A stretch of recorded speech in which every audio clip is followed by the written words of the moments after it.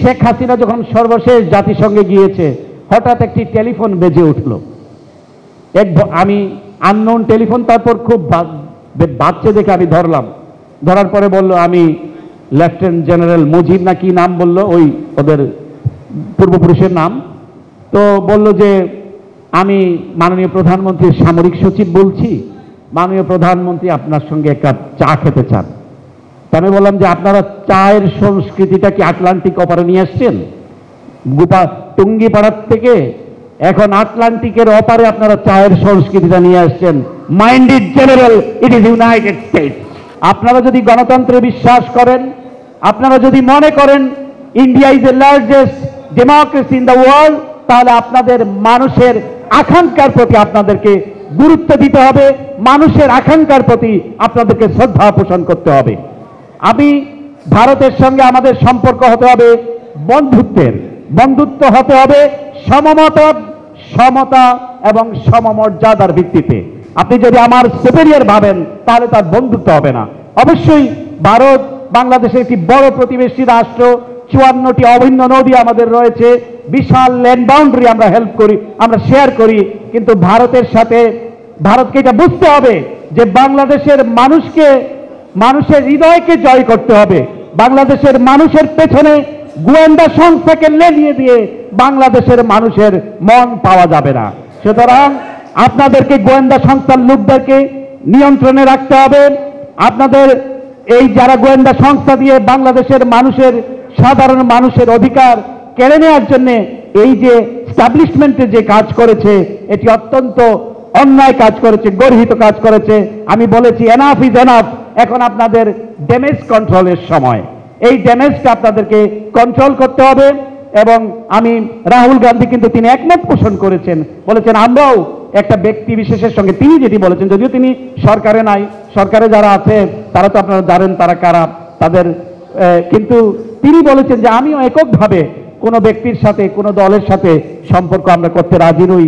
আমরা বাংলাদেশের মানুষের যে অ্যাসপাইরেশন, এবং প্রফেসর ইউনূসেরও ভূয়সী প্রশংসা তারা করেছেন, কিন্তু আমরা চাই মানুষের আকাঙ্ক্ষার প্রতি আমরা রেসপেক্ট করতে চাই। যদিও আমরা দেখেছি 2014 সালকে সুজাতা সিংকে তারা বাংলাদেশে পাঠাতে ভুল করেনি। সুতরাং এই ভুলগুলি আর করা যাবে না, এবং বাংলাদেশের মানুষকে দমিয়ে রাখার অথবা পারচেজ করার চেষ্টা নয়াদিল্লি যাতে আর না করে।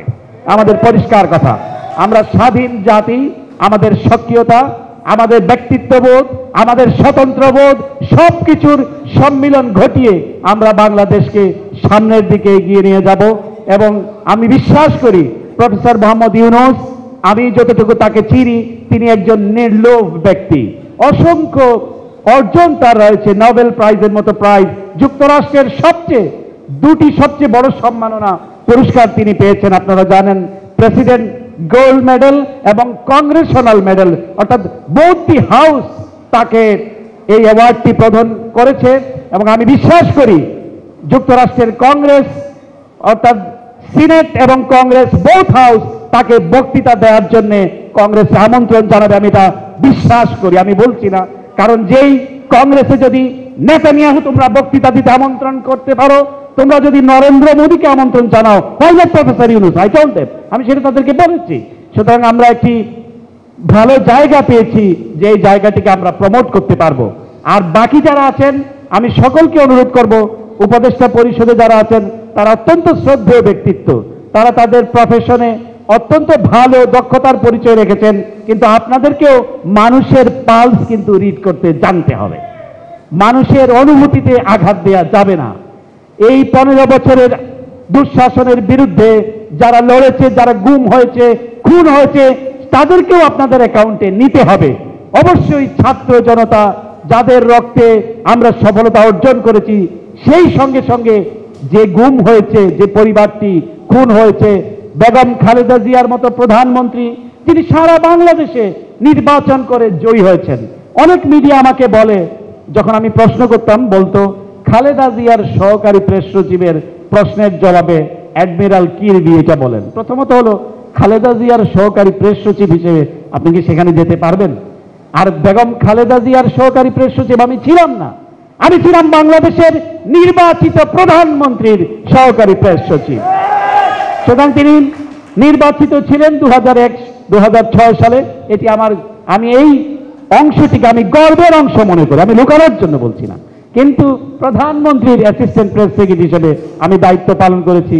যেরকম এখন দেখবেন জেন সাকি হোয়াইট হাউসের প্রেস সেক্রেটারি MSNBC-তে কাজ করছে, প্রেসিডেন্ট ট্রাম্পের প্রেস সেক্রেটারি এখন ফক্স নিউজে কাজ করছে।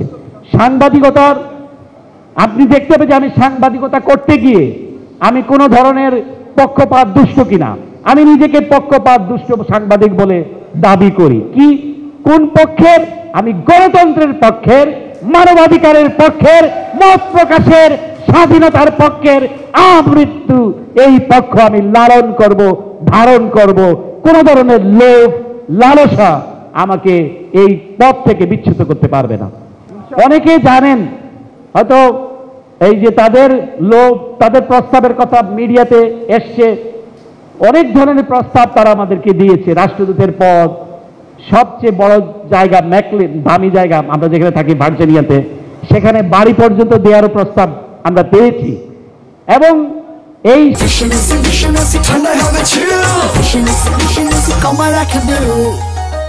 শেখ হাসিনা যখন সর্বশেষ জাতিসংঘে গিয়েছে, হঠাৎ একটি টেলিফোন বেজে উঠল, আমি আননোন টেলিফোন। তারপর খুব বাচ্চা দেখে আমি ধরলাম, ধরার পরে বলল আমি লেফটেন্যান্ট জেনারেল মুজিব না কি নাম বলল, ওই ওদের পূর্বপুরুষের নাম।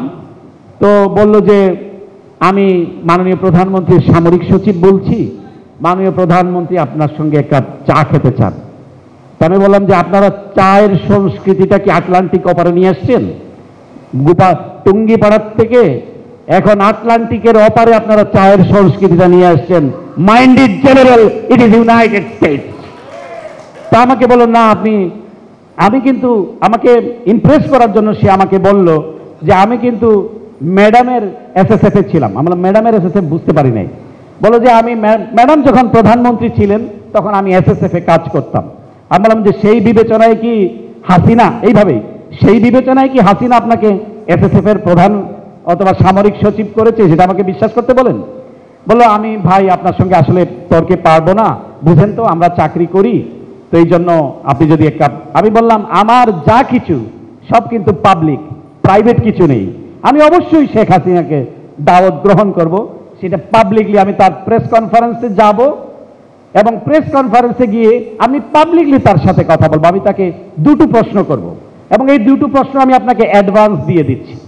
একটি প্রশ্ন হলো যে শেখ হাসিনা যে বাংলাদেশকে কবে তিনি একটি নির্দলীয় নিরপেক্ষ সরকারের কাছে ক্ষমতা হস্তান্তর করে মানুষের উপর থেকে এই জগদ্দল পাথরটি সরিয়ে নেবেন, সেটি আমার প্রথম প্রশ্ন। দ্বিতীয় প্রশ্নটি হচ্ছে যে তিনি কি কোনো শেম অনুভব করেন, কোনো লজ্জা অনুভব করেন যে 700 মানুষকে গুম করে খুন করে ক্ষমতা আঁকড়ে থেকে ইউনাইটেড নেশনসে সরকারি টাকা খরচ করে পিকনিক করতে আসছেন, এতে কোনো লজ্জা অনুভব করেন কিনা? এই দুটি প্রশ্ন আমি তাকে তারপরে সে বলল, আমি বললাম যে আমাকে এখন একটা ব্রিফিংয়ে ঢুকতে হবে। প্রশ্নটি করেই আমি ফোনটি রেখে দিয়েছি। আমি কথাগুলি বলছি নিজেকে জাহির করবার জন্য নয়। অর্থাৎ তারা এইভাবে করে শুধু মানুষের জীবনহানি করেনি, তারা মানুষের চরিত্রকেও বিনষ্ট করতে চেয়েছে। আল্লাহ রাব্বুল আলামিনের অশেষ রহমত যে আমরা সেটিকে, লোভকে সংবরণ করতে পেরেছি, কোনো লালসার কাছে নতি স্বীকার করিনি। যাই হোক, আপনাদের আবেগ, অনুভূতি, ভালোবাসার কাছে আমি ঋণী এবং আমাদের মত প্রকাশের স্বাধীনতার সংগ্রাম, গণতন্ত্র প্রতিষ্ঠার সংগ্রাম, মানবাধিকার সমুন্নত রাখার সংগ্রাম থেকে আমি কথা দিতে পারি বিন্দু মাত্র বিচ্যুত হব না।